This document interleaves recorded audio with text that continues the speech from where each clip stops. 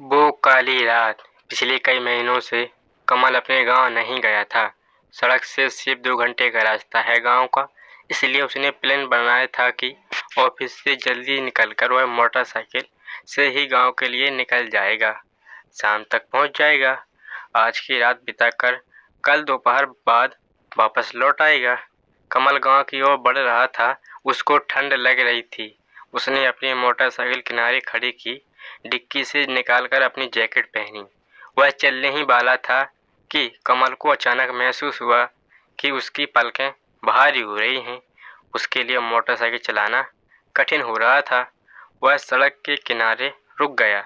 उसने सोचा था कि कुछ देर में जब तबीयत कुछ ठीक होगी वह आगे बढ़ जाएगा, पर उसकी हालत में कोई सुधार नहीं हुआ। उसने सोचा कि फ़ोन करके किसी को मदद के लिए बुला लें, पर उसके मोबाइल की बैटरी डिस्चार्ज हो गई थी। आज शुरू से ही सब कुछ गड़बड़ हो गया।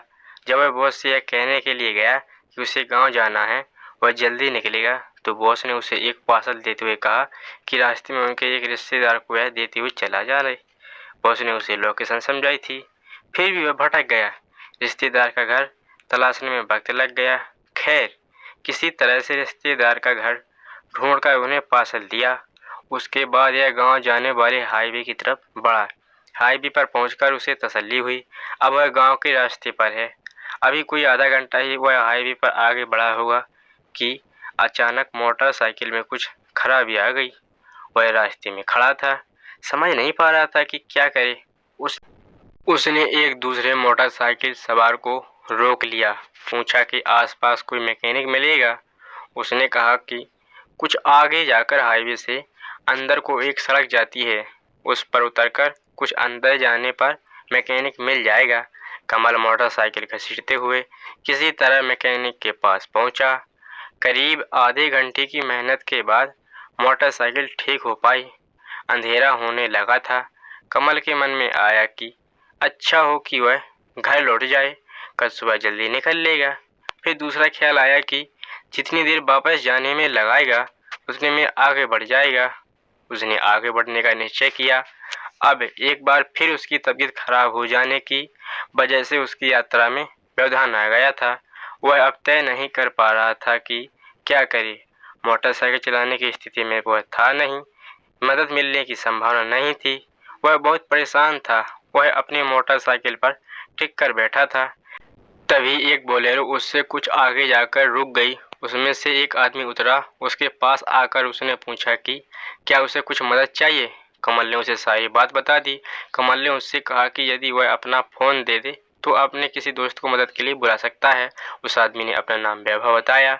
उसने कहा कि वह फ़ोन दे देगा, पर रात के 9 बज रहे हैं, मदद करने वाले को आने में देर लगेगी।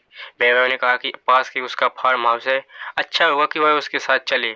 वह अकेला रहता है, रात में आराम करे, सुबह उठकर अपने गांव चला जाए। कमल को यह सुझाव ठीक लगा, पर उसे अपनी मोटरसाइकिल की फिक्र थी। इस समस्या का निदान भी वैभव ने बता दिया। कमल बोलेरो में वैभव के साथ चला गया। वैभव का ड्राइवर मोटरसाइकिल लेकर फार्म हाउस पहुंच गया। फार्म हाउस पहुंचकर वैभव कुछ देर कमल से बात करता रहा। उसके बाद थोड़ा खाना खाकर वैभव के बताए कमरे में जाकर सो गया। कमल की आंख खुली। उसने उधर उधर देखा। वह अस्पताल में था।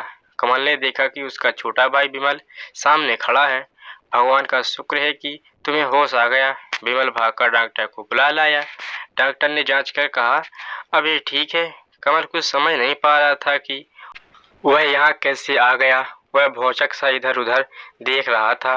डॉक्टर के जाने के बाद उसने विमल से पूछा, मैं यहाँ कैसे आ गया। भैया, भगवान की दया थी। तुमने बेहोश होने से पहले मुझे फ़ोन कर अपने एक्सीडेंट के बारे में बता दिया। हम फ़ौरन अपने दोस्तों के साथ वहाँ पहुँच गए। तुम्हें अस्पताल में लाकर भर्ती कराया। बड़ी मुश्किल से रात कटी भैया। कमल को यकीन नहीं हो रहा था। उसने कहा, ऐसा कैसे हो सकता है। मेरे फ़ोन की बैटरी तो डिस्चार्ज हो गई थी। मैं तुम्हें कैसे फ़ोन करूँगा। मैं तो कल रात उस भले आदमी के घर सोया था जिसने मेरी मदद की। पता नहीं है कैसे आ गया। कैसी बातें करते हो भैया।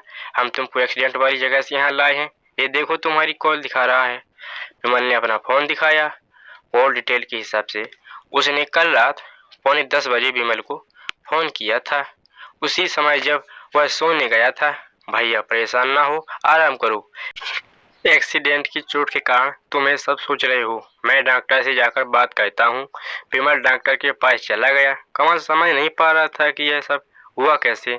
उसने दिमाग पर जोर डालकर बीती रात में क्या हुआ याद करने का प्रयास किया।